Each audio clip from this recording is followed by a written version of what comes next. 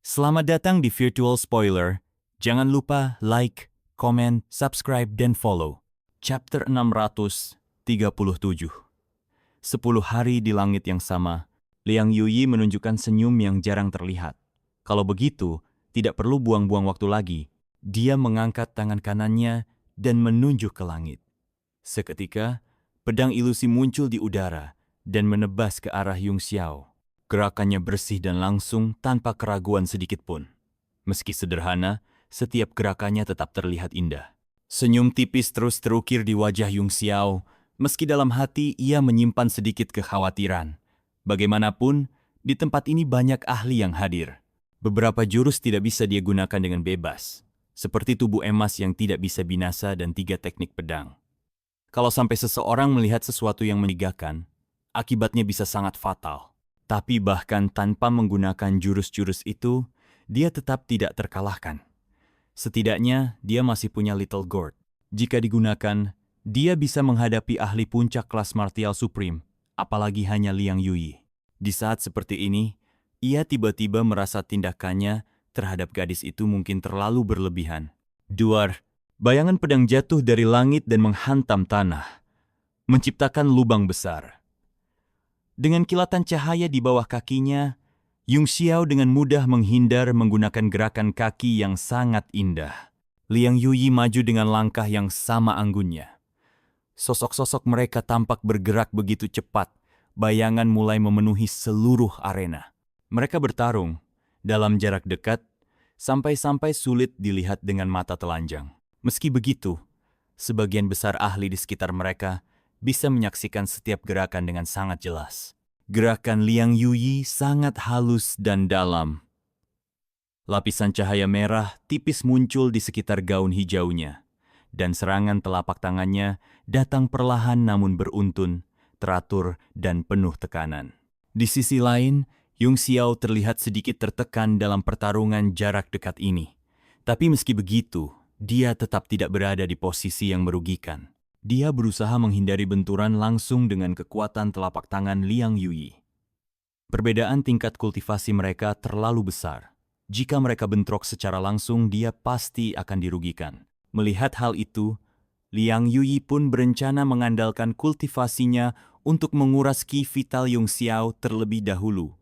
Kalau itu berhasil, tidak peduli seberapa banyak kartu truf yang dimiliki Yung Xiao, tanpa dukungan ki vital, dia tidak lebih dari harimau kertas. Li Yung Xiao ini memang aneh. Dia cuma punya kekuatan setingkat Martial Emperor bintang 2, tapi bisa bertarung melawan Yuyi selama ini, seseorang berkata dengan ragu. Apa? Wajah Zhang Chong tampak heran. Tubuhnya terlihat mampu menahan kekuatan besar. Apa mungkin dia juga melatih tubuh fisiknya? Qian Wudi langsung teringat kejadian di Gunung Meru, saat Dijia menginginkan tubuh jasmani Yung Xiao untuk menyatu dengan kuali miliknya. Ia merasa hal itu masuk akal. Tubuh Yung Xiao memang kuat. Kalau bukan tubuh dewa, pasti dia memiliki teknik rahasia. Aku paham sekarang, ujar Zhang Chong sambil mengangguk. Teknik rahasia mistik yang bisa menahan serangan lintas ranah bukan hal sepele. Tapi kalau aku tidak punya pilihan lain, ya hanya itu yang bisa kulakukan. Saat dia berbicara, pedang api ditembakkan dari tangan Liang Yuyi. Bayangan pedang tertinggal di setiap gerakannya. Ujung dan pangkal pedang saling terhubung, membentuk jaring api yang tiba-tiba menutup dari segala arah. Yung Xiao seperti ikan yang terperangkap di dalamnya, tak punya ruang untuk melarikan diri. Yung Xiao membuat gerakan mantra dengan satu tangan dan berkata, "Naga air mengaum." Elemen air di udara langsung berkumpul dan membentuk bola air di ujung jarinya. Bola itu kemudian berubah menjadi bentuk naga yang mengelilingi tubuhnya. Dengan panduan dari segel jarinya, naga air itu menembus jaring api. Di dalam naga air itu, bentuk pedang samar terlihat. Sulit untuk membedakan apakah itu naga air atau raungan naga dari cahaya pedang. Yang pasti, dengan ujung pedangnya, kekuatannya bisa menghancurkan apapun yang disentuh. Saat naga air menyentuh jaring api, seluruh air langsung menguap dalam sekejap. Pedang panjang sedingin es tiba-tiba bersinar di atas permukaan air, menembus cahaya menyilaukan di tengah kabut, lalu memotong jaring api. Saat pedang bintang dingin dari langit utara menembus jaring itu, Yung Xiao melesat melaluinya, meraih gagangnya, dan menerobos keluar dari pengepungan. "Mati!" teriak Liang Yuyi. Nyala api menyebar dari bawah kakinya, dan aura di tubuhnya melonjak hingga mencapai puncak tingkat martial supreme bintang 3. Jaring api di langit langsung memadat menjadi bola api di bawah kendalinya. Bola itu menari-nari di udara seperti matahari kecil, memancarkan gelombang panas yang membakar udara. Seni surgawi matahari agung, satu napas berubah menjadi terik matahari. Liang Yuyi mengulurkan telapak tangannya, dan bola api itu jatuh dari langit bagaikan meteorit. Kekuatan telapak tangannya begitu besar hingga menyegel seluruh ruang di sekitarnya, membuat Yung Xiao tidak bisa bergerak sama sekali. Mo Xiaochuan terlihat terkejut. Kekuatan telapak tangannya sangat kuat dan mendominasi. Seorang gadis bisa menguasai teknik bela diri sekuat ini. Tidak heran dia bilang, sumber kristal emas api selatan akan sangat berguna untuknya. Liang Yuyi memang mengolah elemen api, kata Dinglinger dengan nada serius. Tapi dia masih belum bisa dibandingkan dengan 9 tubuh surgawi milik saudari Yunxiang. "Jangan menertawakanku, adik Linger," sahut Yunxiang dengan wajah tersipu. "Kekuatanku masih jauh di bawah dirinya." Dinglinger tertawa ringan. "Jangan meremehkan dirimu sendiri, saudari. Tuan Muda Yun pernah berkata bahwa Ki asli 9 dari istana Sheng Xiao memang cocok untuk tubuh seperti milikmu. Gu Qingqing adalah orang terkuat di dunia pada masanya, dan dia juga memiliki tubuh Dewa 9. Kau memiliki masa depan cerah. Aku hanya berharap saat itu tiba, kau masih mau mengenaliku." Mendengar perkataan itu, Yunxiang merasakan manis di hatinya. Namun, sesaat kemudian, perasaannya diliputi kabut. Ia menunduk dan bergumam dalam hati, "Aku tidak tahu harus berbuat apa." Tuan Muda Yun begitu banyak memberitahu dia. Tapi kenapa dia tidak memberitahuku soal Ying Luo? Di tengah lautan api, mata Yung Xiao menyipit. Ia tertahan dan berkata, "Jadi kamu akhirnya serius juga?" Ruang di sekitarnya terkunci sepenuhnya oleh serangan telapak tangan Liang Yuyi, membuatnya sangat sulit untuk berteleportasi. Dengan membalik tangannya, Yung Xiao memanggil cahaya pedang. 9 bunga teratai hijau mekar satu persatu, membentuk barisan pelindung di depannya untuk menahan panasnya matahari. Apa yang terjadi? Kekuatan matahari dari puncak bintang 3 martial supreme bisa ditahan olehnya? Para penonton tampak tak percaya. Bahkan ekspresi wajah Sudan He pun berubah sedikit. Saya pikir itu karena pedang es yang dia pegang. Ki dingin dari pedang itu tampaknya cukup untuk menahan api dari Liang Yuyi. Pedangnya memang luar biasa. Saat dicabut, kilau dinginnya begitu mencolok. Sepertinya itu pedang kelas 9.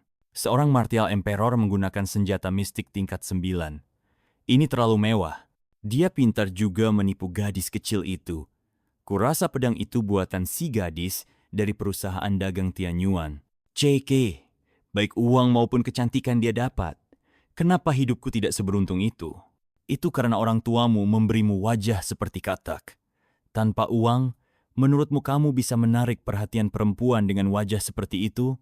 Alis Liang Yuyi sedikit berkerut. Jelas dia tidak menyangka serangannya bisa ditahan Yung Xiao. Tapi wajahnya tetap tenang seperti air. Dua ki melahirkan yin dan yang. 4 hari berputar secara bersamaan. Dengan teriakan itu, gerakan mantranya berubah menjadi garis-garis api. Bola api yang tadi tertahan oleh 9 teratai hijau Yung Xiao tiba-tiba terbelah menjadi 2, lalu menjadi 4. Dalam sekejap, 4 matahari mulai berputar dan menghantam barisan teratai satu persatu, menghancurkannya dengan kekuatan dahsyat. Wajah Yung Xiao sedikit berubah. Meskipun kekuatan keempat bola api itu tidak benar-benar 4 kali lipat dari sebelumnya, tetap saja jauh lebih kuat. Dia tidak sanggup menahan kekuatan dari pedang bintang dingin surga utara yang didorong oleh kekuatan martial emperor bintang 2. "Kalau kamu tidak punya kartu truf lagi, pergilah ke neraka." Liang Yuyi berteriak sambil mengarahkan 4 bola api itu dengan jarinya. Orang-orang dari perusahaan perdagangan Tianyuan menahan napas. Mereka tidak menyangka Yung Xiao bisa selamat dari bencana ini. Bahkan Qian Wudi, yang sebelumnya begitu percaya diri, mulai cemas. Taruhannya terlalu besar, dan dia benar-benar tidak mampu menanggung kekalahan. Saat ini, Li Feiyu adalah satu-satunya yang tetap tenang. Di Lembah Plum, Yung Xiao pernah menunjukkan seni pedangnya dalam wujud iblis, dan itu membuatnya terkejut. Jika hal itu terjadi lagi, menghadapi pembalikan 4 hari Liang Yuyi akan jadi hal yang mudah baginya. Tapi Yung Xiao tidak berniat menyombongkan diri, dan dia juga tidak berani sembarangan menggunakan teknik pedangnya. Angin, datanglah! Mata surgawi abadi di antara alis Yung Xiao tiba-tiba terbuka. Angin astral yang menakutkan dari kehampaan tak terbatas mulai menderu-deru. Ia mengangkat pedang bintang dingin surga utara ke langit, dan kekuatan luar biasa dari angin astral abadi menyatu dengan pedang itu. 4 bola api besar langsung tertahan. Mereka tidak mampu menekan pedang itu. Sebaliknya, kekuatan matahari perlahan melemah, seakan sedang dilahap. Wajah Liang Yuyi akhirnya berubah. Dia bisa merasakan dengan jelas. Angin di sekitar pedang Yung Xiao sangat tidak biasa, dan dengan cepat melahap kekuatannya. Ia mengerang pelan. Tubuhnya yang ramping melayang di udara, sementara 4 bola api itu terbang mengelilinginya. Segel mantranya semakin cepat dan semakin rumit. Ren Guangjun tidak bisa menahan diri untuk berseru, apakah Li Yung Xiao ini benar-benar sekuat itu? Dia bahkan memaksa Liang Yuyi mengeluarkan teknik pamungkasnya. Dia jauh lebih kuat dari yang terlihat. Yang aku khawatirkan adalah, meski Yuyi menggunakan teknik itu, dia mungkin tetap tidak bisa menahannya, ucap Li Feiyu dengan wajah serius. Apa? Omong kosong, seru seseorang. Tuan Muda Li bahkan belum pernah melihat jurus pamungkas Yuyi. Bagaimana Anda bisa menilai seperti itu begitu saja?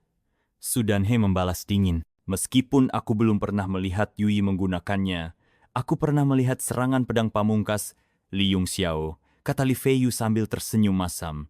Sejujurnya, kalau aku pikir-pikir lagi, mungkin aku sendiri pun tidak sanggup menahannya. Wajah Sudanhe berubah drastis. Ia menatap dengan ekspresi tidak percaya. Ren Guangzi menepuk pahanya dan menggerutu. Kenapa kamu tidak bilang dari tadi? Aku bertaruh 2 miliar untuk kemenangan Liang Yuyi. Memang kartu truf Li Yung Xiao sangat kuat. Tapi aku bisa melihat bahwa Kak Yuyi belum menunjukkan seluruh kemampuannya, kata Li Feiyu masih dengan senyum masam.